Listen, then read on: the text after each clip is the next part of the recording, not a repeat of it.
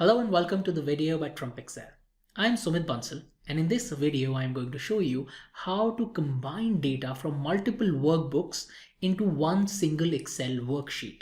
So here I have this data, I have this folder, and in this folder I have these four files: East, North, South and West. And if I open this file, you can see I have this data which is stored Q1, Q2, Q3 and Q4 data for East. Then I have it the same for West, North and South. Now in this case what I have is I have it in an Excel table, but the name of the table is different for each workbook. So in this case it's East. For West it would be West. For North it would be North. And even the worksheet name is not the same. For here it is East data. For let's say North, it would be North data. So neither the table name is the same nor the worksheet name is the same. Now, if you have a case where either the table name or the worksheet name is the same, then you can quickly do this using Power Query. And I have created two videos prior to this one, and you can find the link of those previous videos in the description if you're watching this on YouTube, or you can just scroll above if you're watching it on my website. In this video, I'm specifically going to tackle the situation where neither the table name nor the sheet name matches. In those cases, how do we combine the data using Power Query? So let me quickly close these and come back to this workbook, which is where I want the combined data. Now I would go to the data tab, and here I have get and transform. If you're using Excel 2010 or 13, then you can use the Power Query add-in. And if you're using 2016, then you already have get and transform within the data tab. Here I need to go to new query, from file, from folder. And here I need to specify the folder name. So I would come down, and here I have different table and sheet name. So this is the name of the folder. And when I click OK, it'll give me the list of files in that folder. Now these are the file names, and I have all this metadata, which dates, date accessed, modified, created and all this. Now in this case, if I go and I combine this data, Excel would try to do that, but it will not be right because neither the table name nor the sheet name matches. So what I need to do is I need to do a little bit of modification and make sure that I make things consistent. So to do that, what I need to do is instead click on edit. And when I do that, it'll open the query editor, and in query editor, I can now play with this data. Now, what you're getting here is, let's quickly just go through these columns. What you're getting here is content, which means that this workbook name is here, but the content of this workbook is stored here in binary. This is the extension, and these are all the folders that you can use. These are self-explanatory. What I would do in this case is I would keep these two, right click and go to remove other columns, because I don't need these other columns. Now what I need to do is I need to get the data, whether there is a worksheet or whether there is a table, in this workbook here, so that I can combine these. Now what would happen is if I try and combine this, I will not get this part. This column would be lost, but I don't want that. So I would come here, I would go to add column, go to custom column, and here I need to create a formula. Let me call this data import, and I need to use a function which is Excel.Workbook, and then I need to use content as one of the arguments. Now you need to know this formula. What this does is it extracts the content from the workbook, which would be East, North, South and West, and you need to use the exact formula with, you cannot use it with a different sentence case or proper uppercase or lowercase. It needs to be exactly like this. And when you see this part, no syntax errors have been detected, then you click OK.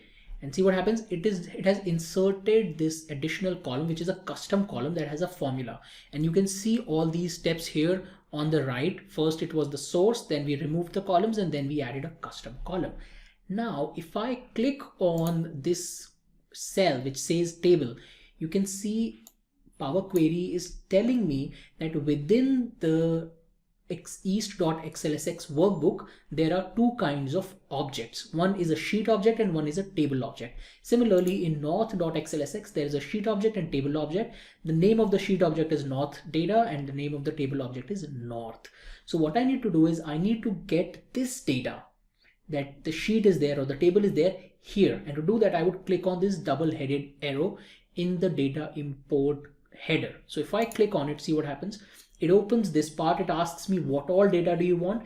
I'm only interested in kind, but I'll import all this data. What I would do is I would uncheck use original column name as prefix so that it will not keep data import in every column. And when I click OK, it has imported these rows, these columns for me. And in this column, you can see it says this is the name of the object, this is the kind of the object, and if it's hidden or not, and this is where I have the data from this object. Now what I would do is if I need only to combine data from, let's say, sheets, then I would come here and I would only filter sheets here. So this means that now in this table I can combine the data only from sheets. So now when I have done this, I would keep name and data column and remove other columns, because I don't need other columns here. All I need are these two. And now when I click on the double-headed arrow here, it'll give me the combined data. So it'll keep the name column, so I would know which data record came from which workbook, because East.xlsx would be there, and I can simply click on this. So when I click on this, see what happens. It's asking me what all columns do you want. I want all the columns, and I don't want to use the original column name as prefix. Otherwise, what it'll do is data.column1, data.column2, and I don't want that. So I uncheck this, click OK, and see what happens. It would instantly give me all these records. So now I have all these records here. One thing that I need to do is I need to change these are headers. So I would come here, I would go to transform, and here use first row as header.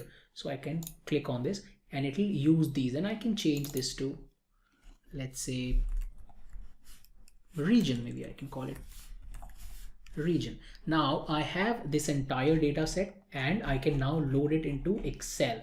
What you can do is, if you want to edit this data, you can do all the transformation here. For example, if you want to change the data type here, so I can select all these data, hold the control key, select all these data, right click, go to change type and make these whole numbers. Now I can come here and I can say remove errors. So if there are any errors here, those would be removed. So all this kind of transformation that you can do here, but the idea is that now I have the entire data set loaded in Power Query in the right format. So I have combined the data when neither the sheet name nor the table name was matching.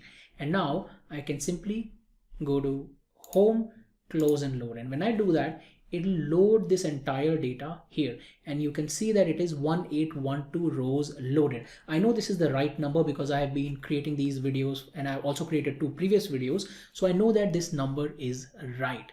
But what we have done here is we have combined data where there was no consistency. The only consistency was probably the row headers, the column headers. The only consistency was that, but we did not have the table name that was same. We did not have the sheet names that was same, but we handpicked whether we want these sheets to be combined or these data to be combined, and we combined it here using Power Query. So this is how you can combine data from multiple workbooks when the table name or the sheet name are not consistent. That's it in this video. I hope you found this useful. Thank you and have a nice day.